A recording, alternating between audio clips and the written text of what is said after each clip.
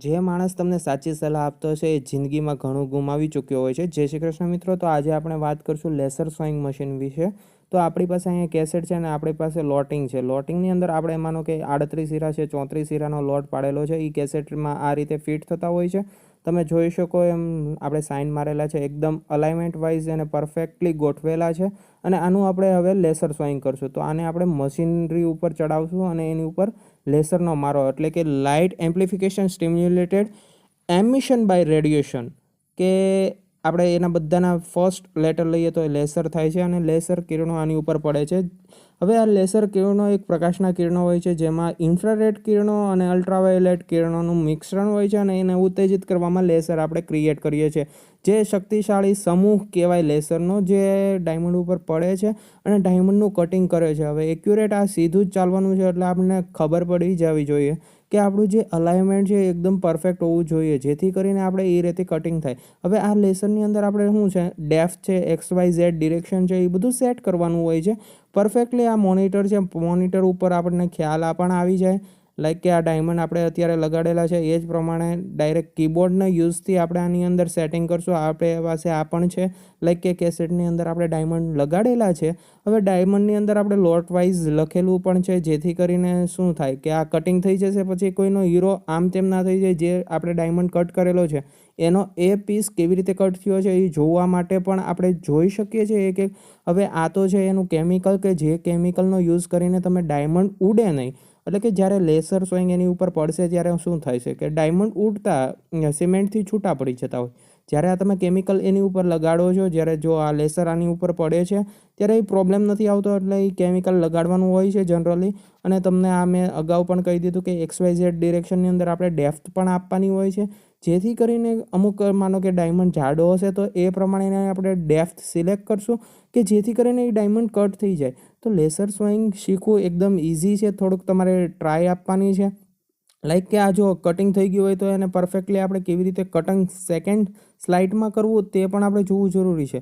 Like કે જો આની અંદર અત્યારે આપણે સેટિંગ કરશું. લાઈક તમે જોઈ શકો એમ કે ડાયમંડ વાઇઝ ડાયમંડ્સ આપણે આમાં સેટિંગ કરીએ છીએ, જેથી જો આમાં કિરણ પાડીને આપણે જોયું કે અલાઇનમેન્ટ ઓકે છે તો આપણે ત્યાં કન્ટિન્યુઅસ જવા દીધું. હવે જો માનો કે ત્યાં અલાઇનમેન્ટ સેટ નથી તો આપણે લેફ્ટ કી, રાઇટ કી કે એનો યુઝ કરીને આપણે એને અલાઇનમેન્ટ સેટ કરીને મોનિટરની અંદર ડેટા ફિલઅપ કરશું.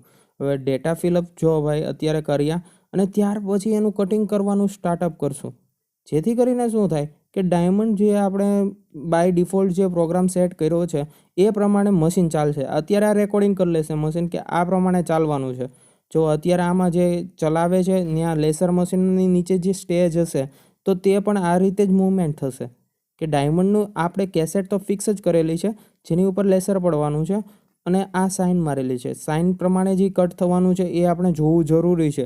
એટલે આપણે એકવાર માનો કે અહીંયા સેટ કર્યું તો કિરણ ત્યાં પડે છે એ પણ જોવું આપણે સેટ કરવું જરૂરી છે. લાઈક તમે અત્યારે જોઈ શકો છો આપણે કન્ટિન્યુઅસ આને સેટ જ કરતા જઈએ છીએ. આખી કેસેટ સેટ કરવાની છે. લાઈક જો તમે જોઈ શકો છો કી કેવી રીતે પ્રેસ થાય છે, કેટલી સ્પીડ હોવી જોઈએ, એક્યુરેસી હોવી જોઈએ. કારણ કે આમનામ નથી જવા દેવાનું, કારણ કે જો તમે આમનામ જવા દીધું, આ સેટિંગ ના કર્યું, જો આમાં એક એક સેટિંગ કરતું જવી છે. હવે સેટિંગ ના કર્યું તો શું થવાનું છે કે ડાયમંડ બીજી જગ્યાએ કટ થઈ જવાનો, સારો જે ભાગ છે એ ડાયમંડ કટ થઈ જવાનો, જેથી આપણને નુકસાની મોટી આવી શકે છે. જો આ નુકસાની ના આવે તો એની માટે આપણે એક્યુરેટલી ધ્યાન રાખવું જરૂરી છે. એટલે જ કહેવાય છે કે ડાયમંડની અંદર તમે જેટલી પ્રિસાઇઝનેસ હશે એટલું જ તમારે બેનિફિટ વધારે હોઈ શકે છે. તો અત્યારે ડાયમંડની અંદર આપણે બધું સેટિંગ બાય ડિફોલ્ટ કરી રહ્યા છીએ અને સેટ થઈ ગયું છે. હવે આપણે લિક્વિડ જે કેમિકલ હતું તો તે પણ લગાડી દીધું છે, જેથી કરીને ડાયમંડ ઉડે નહીં. અને સ્ટાર્ટ આપણે કરી દીધો છે. હવે લેસર જો આપણે મેઇન હેડ પોઝિશન, હોમ પોઝિશન ઉપર જઈને આનું કટિંગ સ્ટાર્ટ કરે છે. હવે બસ આને કેસેટ જ્યાં લગીને પૂરી ન થાય ત્યાં લગીને ઓટોમેટિક ચાલ્યા જ રાખશે. તમે ફ્રી હવે થઈ ગયા છો એક કેસેટ માટે, ત્યાર પછી તમે બીજી કેસેટ પણ સ્ટાર્ટ કરી શકો. તો આ લોટ હમણાં કમ્પ્લીટ થઈ જશે અને ત્યાર પછી આપણે જોઈશું કે કેવી રીતે એને કાઢવામાં આવે છે, કેવી રીતે એ કેસેટની અંદર ફિક્સ થાય છે અને ત્યાર પછી આપણે કેવી રીતે કંપનીમાં એનું આપણે કાઢીને બોઇલ આપણે કરી શકીએ છીએ. તો અત્યારે બસ આટલી વાત થઈ લેસર સોઈંગ મશીન રિલેટેડ.